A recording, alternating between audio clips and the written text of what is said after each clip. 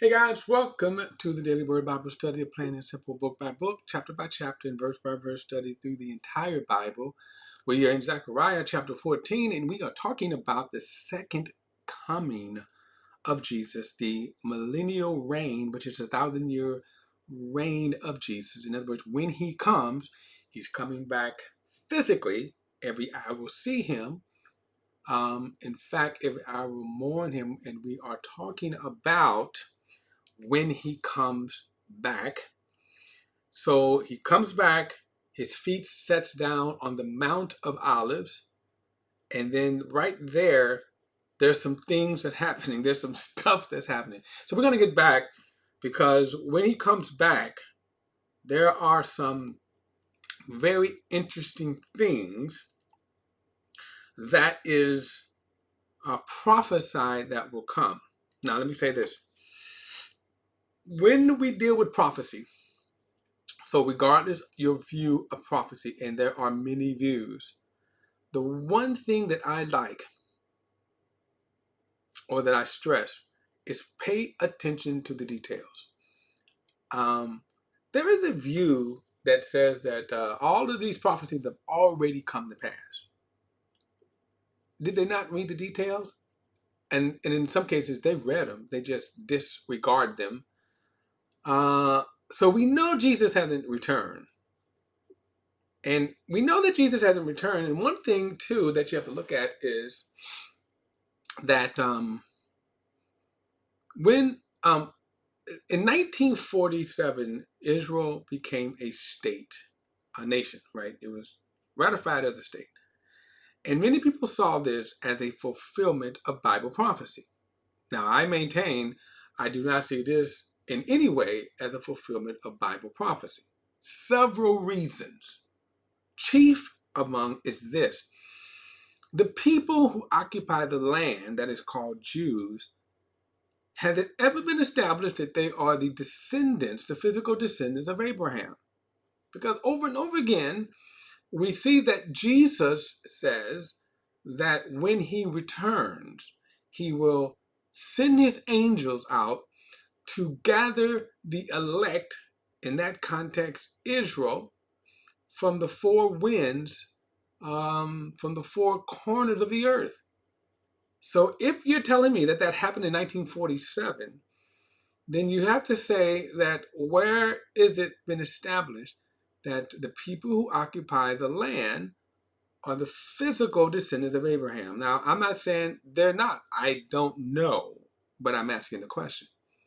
We also know that in 1947 that this was not a fulfillment of Bible prophecy, is that what we read in Zechariah, that Jesus said when he comes, A, B, and C would happen. That never happened. In other words, remember Jesus also said in Matthew 23 that Jerusalem would not see him again until they say, blessed is he who comes in the name of the Lord. Did that happen in 1947? Did the nation of Israel say that? Are they saying it now? Right? They're still not saying it. And thirdly, that there is yet to be a terrible assault that's going to be against Israel. Okay? And then, and notice he said the houses would be raped and pillaged and destroyed. Now, I will concede this, that coming, this Israel becoming a nation again, and I'm going to say somewhat because they're not occupying all of the land that is theirs. But this could certainly be setting up the attack that is to come. And remember, God says he would gather all nations against Jerusalem to battle. And we're going to get more into that in a moment. We're going to get more on that in a moment. But as Zechariah has given us the revelation, he gave us a glimpse into the millennial reign of Jesus. So I want to kind of elaborate on that as well, and then we're going to get back to the actual events that when Jesus comes, this will happen. So let's bring the screen up. Here we go. All right, here we go.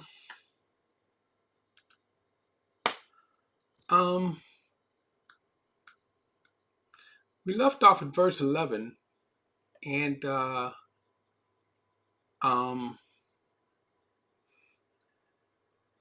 at verse 8 again. On that day, now remember we talked about this, the second coming, and then when he comes, he gives us a little glimpse here of the millennial reign.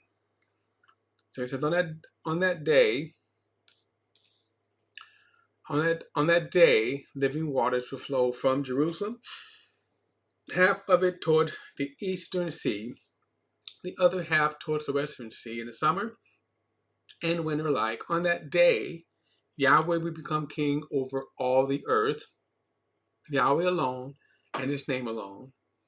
All the land from Geba to Rimmon, south of Jerusalem, will be changed into a plain, but Jerusalem will be raised up and remain on its site from Benjamin gates to place all of the first gates, to the corner gates, and to the tower of Hinel, to the royal Rhine press. And then he says, people will live there and never again will be a curse of the complete destruction, so Jerusalem will dwell in security. Now, we know this hasn't happened because Israel, as we speak, is not dwelling in security.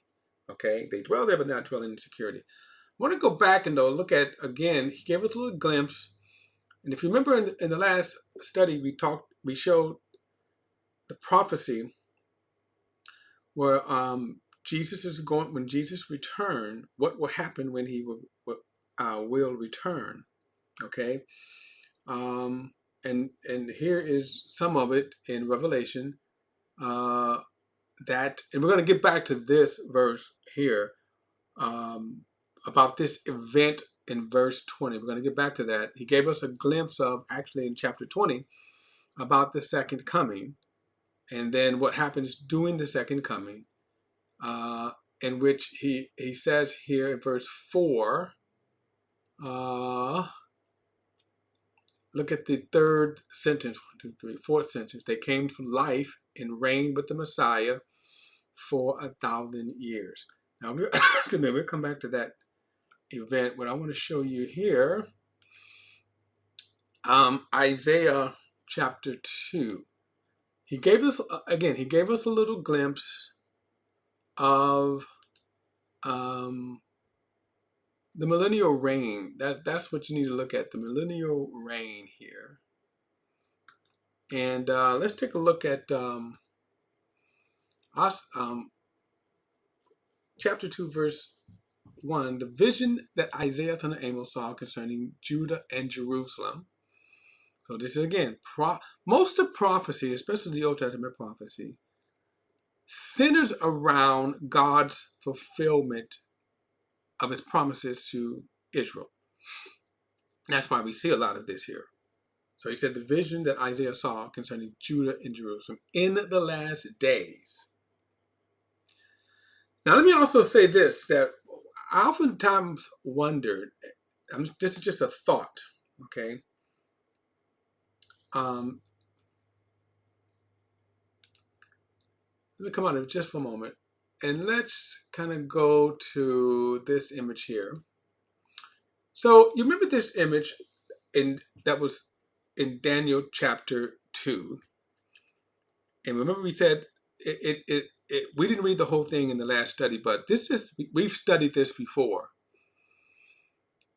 That in Daniel chapter 2, God gave Nebuchadnezzar this dream, which was a human form representing 5 world dominating kingdoms until the second coming of Jesus.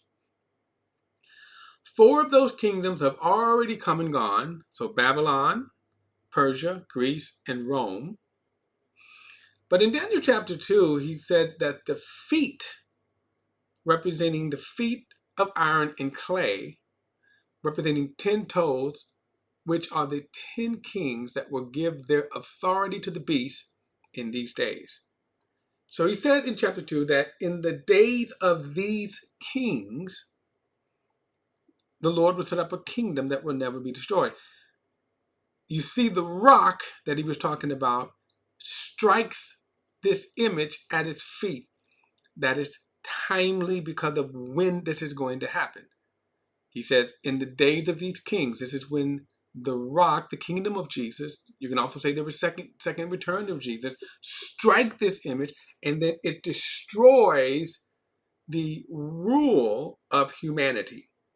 Man's sinful time on the earth comes to an end. And in chapter 2, we said that the rock pulverizes the gold, the silver, the brass, the legs of iron, the feet of iron and clay, all of man. And it pulverizes this image into the chaff, and it just blows away. And then Jesus sets up a kingdom at this point that will never, ever come to an end. So whenever Jesus sets this kingdom up, from that moment on, we will see the reign of Jesus. But so what we have is a 1,000-year reign. And I often wonder what's the purpose of this?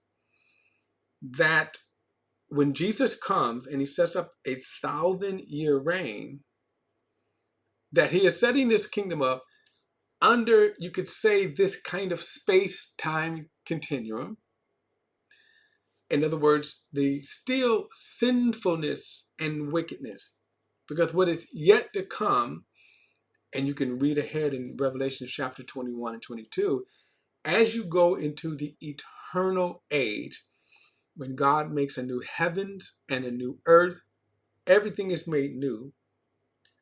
Darkness, wickedness is completely eradicated from the kingdom of God for all eternity. Before that happens, you have this 1,000-year reign that is still a remnant of the time of man. The kingdoms of man have been subdued by Jesus, but you still have man still around. So let me go back now. So I want you to see that image there. Let's go back, and then what this is Isaiah chapter 2, and it says, in the last days, right, the mountain of the Lord's house will be established at the top of the hills and will be raised above the hills. Now, this is Jerusalem that he's talking about, that Jerusalem will be raised, right? And then he said at the top of the mountain and will be raised above the hills. Now, what you kind of find, especially in pagan cultures, back in the Old Testament mostly, they would seek high plains, high elevations. And the idea was that the closer they would get to those higher elevations, the closer to the deities, the closer to the gods they got. Well, Jerusalem itself was on a high elevation. So you still see that. And so you're always going up to Jerusalem, right? You're always going up to Jerusalem. So when he says here that in the last days, the mountains of the Lord's house will be established at the tops of the mountains and will be raised above the hills. All nations will stream to it, and many peoples will come and say, come, let us go to the mountains of the Lord, to the house of the God of Jacob. He will teach us about his ways, so that we may walk in his paths, for instructions will go out of Zion, and the word of the Lord from Jerusalem. So again, Jesus at this time will be, Jesus will be king, as he said, over all the earth, right? He will be king over all the earth. It says here, verse 4, he will settle disputes among the nations and provide arbitration for many people. And boy, could we use that right about now, couldn't we? We just think about what's going on presently, and we wouldn't have that during this time. He said they will turn their swords into plows and their spears into pruning knives. Nations will not take up the sword against other nations, and they will never again train for war. Let me skip down to Isaiah chapter 11. Chapter 11. Let's see here.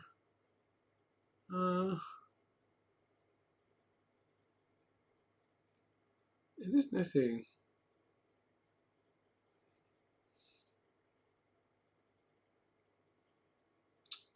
Ooh, let's see. Where you at? Chapter 11. Huh. Here we go. Verse 11, chapter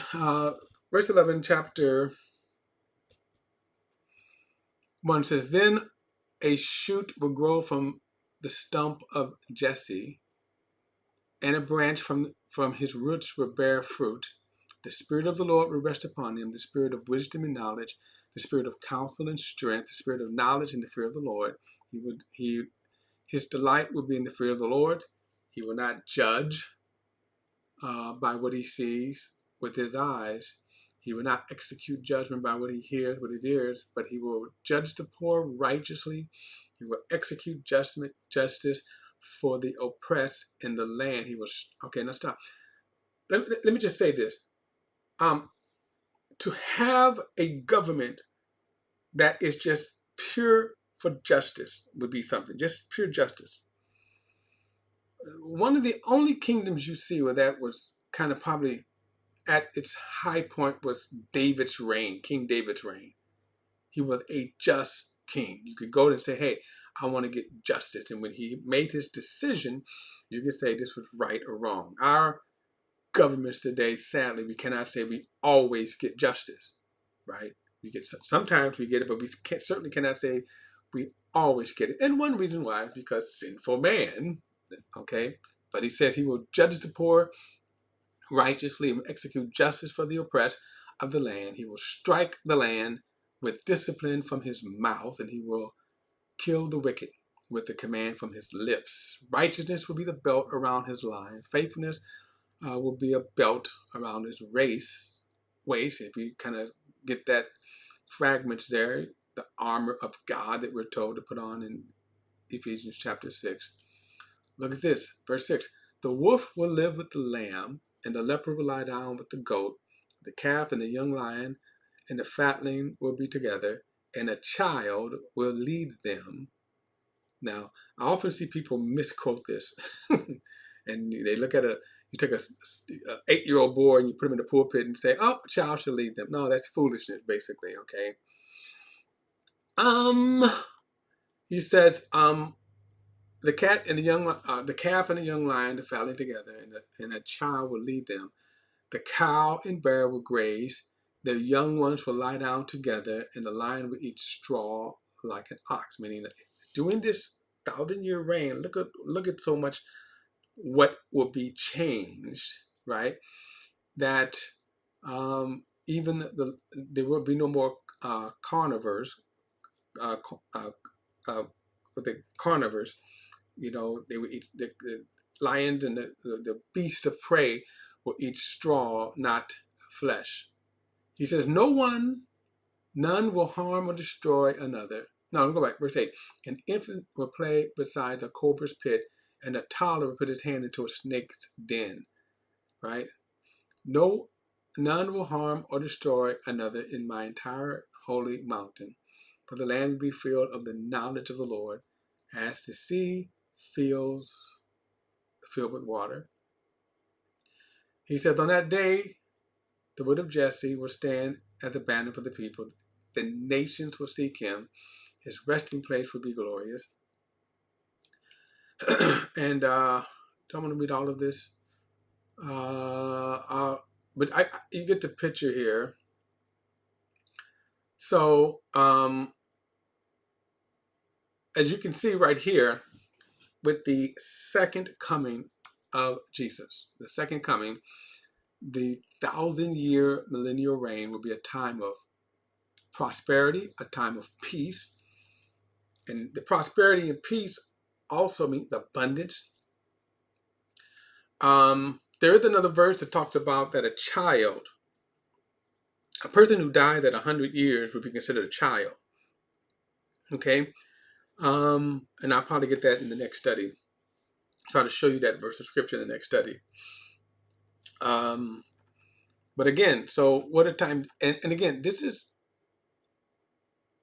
the inference here seems to be, that there will still be life and death, but longevity and no sickness or disease. Certainly ain't gonna worry about wild animals. Okay. But all right, guys, don't forget to like and share this video and subscribe to BP, the Bible Perspective. And as always, if you have a thought or comment, add it to the comment section below. All comments are welcome. And I'll see you in the next study.